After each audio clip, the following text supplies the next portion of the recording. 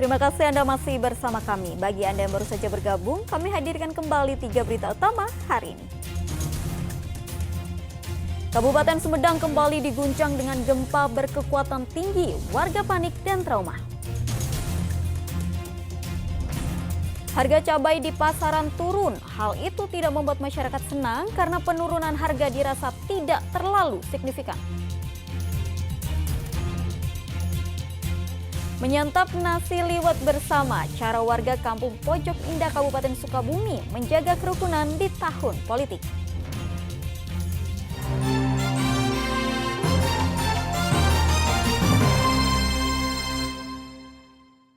Usai perayaan Tahun Baru, harga cabai di Kota Tasikmalaya turun, sedang komoditas sayuran lain harganya justru naik. Meski harga cabai turun, namun pedagang dan konsumen masih merasa keberatan karena penurunan harga tersebut tidak terlalu signifikan.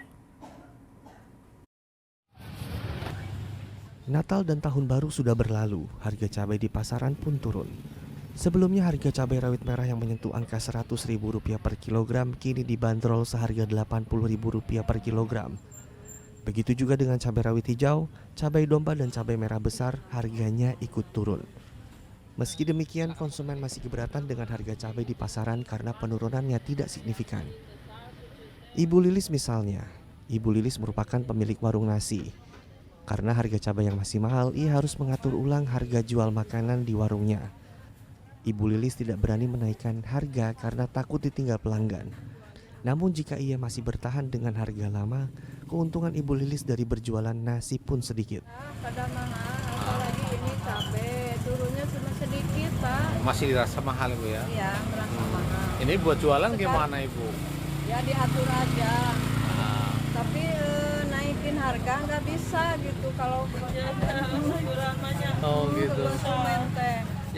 Harga cabai memang turun, namun harga komoditas sayuran justru naik. Tomat misalnya, harga tomat yang sebelumnya hanya Rp6.000 per kilogram saat ini harganya meroket drastis. Kini tomat dijual seharga Rp15.000 per kilogram, naik Rp9.000 per kilogram. Begitu juga dengan bawang merah dan jengkol, harganya ikut naik. Harga komoditas sayuran yang tinggi membuat pedagang sepi pembeli. Yang mahal apa sekarang, Bu? Tomat sama bawang merah, bawang putih. Tomat berapa ini, Bu? Tomat dari sananya 15, jualan 20, ada 14. Kalau bawang merah? Bawang merah 35 yang Jawa, 32 yang Garut, ya? Garut. Kalau jengkol ini, Bu? Jengkol lagi mahal lagi. Sekarang 32. Naiknya harga sayuran dipengaruhi oleh kondisi cuaca, sehingga hasil panen menurun atau bahkan rusak karena curah hujan yang tinggi. Pedagang dan konsumen berharap pemerintah dapat segera menstabilkan harga cabai serta sayuran di pasaran. Eko Setiabudi melaporkan dari Kota Tasikmalaya. Sejumlah PNS jatuh pingsan saat mengikuti apel perdana masuk kerja di lingkungan pemerintah Kota Banjar. Diduga para ASN ini tidak sempat sarapan sebelum masuk kerja.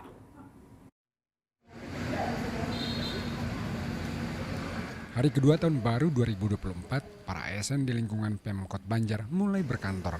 Apel pagi bersama menandai dimulainya hari kerja. Apel dipimpin penjabat Wali Kota Banjar. Para ASN diberikan arahan untuk tetap menjaga netralitas pada pemilu bulan Februari mendatang. Sejumlah ASN terlihat jatuh pingsan saat mengikuti apel. Mereka langsung dievakuasi ke ambulans untuk mendapat perawatan. Diduga para ASN ini tidak sempat sarapan sebelum masuk kantor. Ya, menurut hasil pemeriksaan sih ada kenaikan asam lambung, kemungkinan perutnya kosong belum sarapan, sehingga memang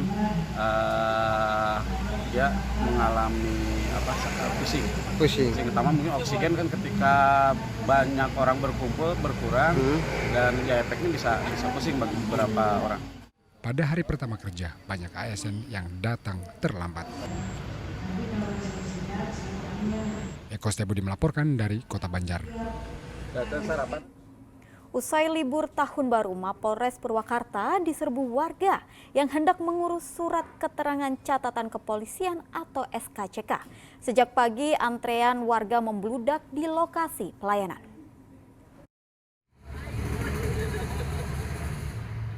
Warga yang hendak mengurus SKCK di Mapores Purwakarta sudah antre di loket pelayanan sejak pagi hari. Membludaknya jumlah warga yang mengurus SKCK karena sebelumnya pelayanan SKCK tutup selama 3 hari. Selain itu, membludaknya warga karena pengurusan SKCK berbarengan dengan warga yang dinyatakan lulus ujian kepegawaian pemerintah dengan perjanjian kerja. Sebab jumlah warga yang lulus di Purwakarta mencapai 1.000 orang. SKCK perpanjang. Perpanjang. Untuk apa? Lamar kerja. Lamar kerja. Udah lama tuh? Apanya? Nunggu ya? Enggak, baru datang tadi jam 9. Oh gitu ya.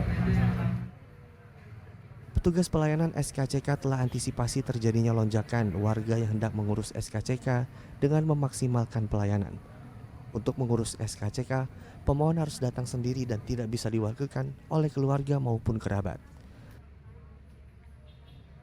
Samsun Nursyah melaporkan dari Purwakarta.